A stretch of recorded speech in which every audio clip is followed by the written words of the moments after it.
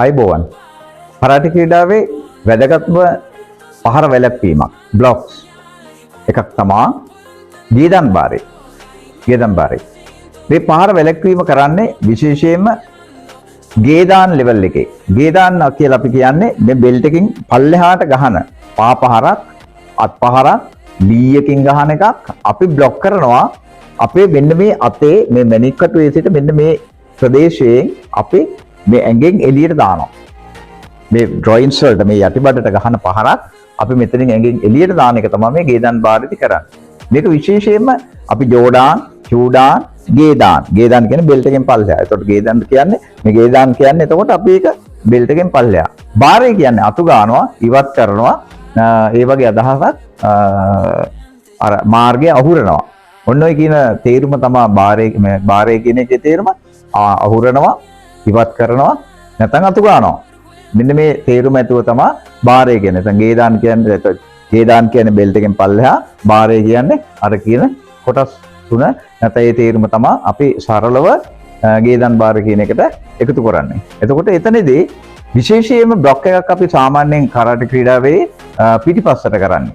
එතකොට මේක බේසික් හදාගනිද්දී අපේ බේසික් පෙන්නකොට ගේදාන් බාරේ ශරීරයේ අපි පාදේ පිටිපස්සට තියලා තමයි මේ ගේදාන් බාරේ පෙන්වන්න ඕනේ. අපි සරලව ගමු හරියට නිවැරදිව මේ පාද දෙක උරහිස් පරතරයට අපි පාද දෙක තියලා මේ පතුල් වලින් හොඳට පතුල් පොළොවට අලෝලා මේ වම් අත දකුණු උරහිස්සේ තියා ගන්න ඕනේ. විශේෂයෙන්ම මේක විශේෂත්වය තමයි වම් අතින් තමයි අපි මේ බ්ලොක් එක අනිවාර්යයෙන්ම කරන්නේ බේසික් වලදී වම් අතින් තමයි ඕනම බ්ලොක් එකක් අපි බොහෝ දුරට කරන්නේ.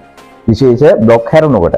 එතකොට මේ අල්ල කන පැත්තට හිටින්න මේ කහපත්ත කියන මෙන්න මේ අපි මේ විදිහට ගෙන මෙතන මේ කහපත්ත කියන ප්‍රදේශය අපි වහලා මෙතන මේ විදිහට තියා ගන්නවා. තියලා මේ දකුණු පාදේ පිටිපස්සට සෙන්කුටු තියන්නේ. පිටිපස්සට තියලා මේ අත දිගේ මේ අත හිමීට ස්ලිප් කරගෙන ඇවිල්ලා මෙන්න මෙතනදී බලය අපි මේ ඉනේ රොටේට් එකත් එක්ක මෙතන ඉනේ රොටේට් එකත් එක්ක අපි මේ බලය මෙතනින් මේ අත්පහරට දානවා මෙතනින් ඩාක් මෙන්න මේ විදිහට. ඒ බ්ලොක් කරාට පස්සේ මේ අතේ මේ ප්‍රමාණය අපි අඟල් 3ක විතර ප්‍රමාණයක් තියා ගන්නවා.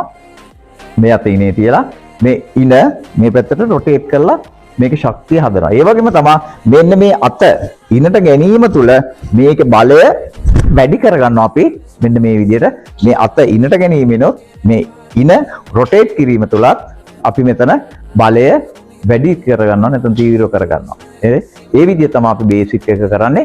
ඊට පස්සේ ඉමීට ඇවිල්ලා අපි මේ විදිහට ජොයි ඉමීට ගන්නවා. ඒක තමයි බේසික් ගේදන් බාරේ සූදානම සහ පුහුණු වීම. ඒ වගේම මේ ගේදන් බාරේ හිකිතේ බලය. අපි බලය ගොඩනගන්නේ කොහෙන්ද? එතකොට මේක විශේෂ තැනක් ඕනේ මේ ගේදන් බාරේට බලයක් ඕනේ. නිකන් කරන්න බෑ. පළවෙනිම තැන තමයි අපි නොහිතන තැන් විශේෂයෙන්ම මේ සෙන්කුටු රාජ මේ අපේ ස්ථාවරය හරියටම ස්ථාවර වෙන්න ඕනේ පොළොවත් එක්කලා හරියට. එතකොට පළවෙනි එක තමයි මේ අත මෙහෙට යනකොට මේ අත එළියට යනකොට මේ ඉන මේ පැත්තට කරකිනවා. දෙක විරුද්ධව තමයි අපිට කරකෙන්නේ. එතකොට මේක මේ අත යන වේගය මෙතනදී අපි ශක්තිය මෙහාට යොමු කරනවා මේ අතේ තියෙන ශක්තිය.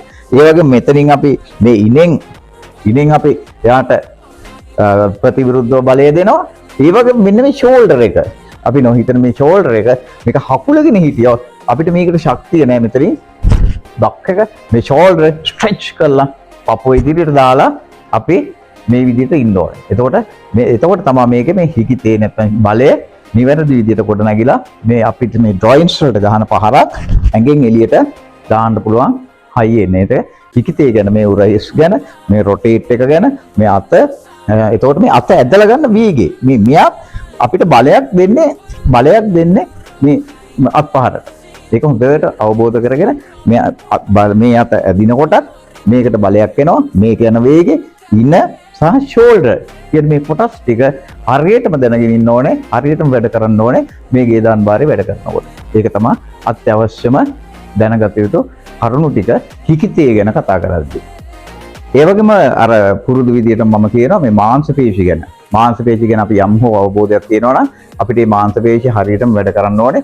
විශේෂයෙන් මෙතනින් අපි තිබ්බහම මේ ට්‍රයිසෙප් එක, මේ බයිසෙප් එක, ඒ වගේම මේ ඩෙල්ටොයිඩ් මාංශපේශිය, ට්‍රැගිසස් මාංශපේශිය, ලැටිමස් ඩෝසි අපේ වැඩි ලොකුම මාංශපේශිය ලැටිමස් ඩෝසි, ග්ලූටස්, එතකොට මේ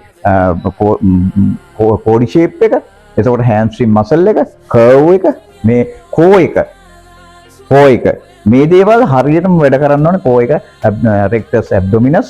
එතකොට ඒ දේවල් හරියටම වැඩ කරන්න ඕනේ මේ මාංශපේශිය. තව ගොඩාක් තියෙන මාංශපේශිය මම නිකන් මතක් කළේ.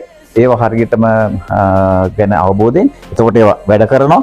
වැඩ කරන ගමන් අපිට අවබෝධ වෙනවා මේ මාංශපේශි වලින් තමයි අපි මේවා හිර කරගෙන මේ බලය ගොඩනගා ගන්න කියලා අපිට අවබෝධ කරගන්න වෙනවා.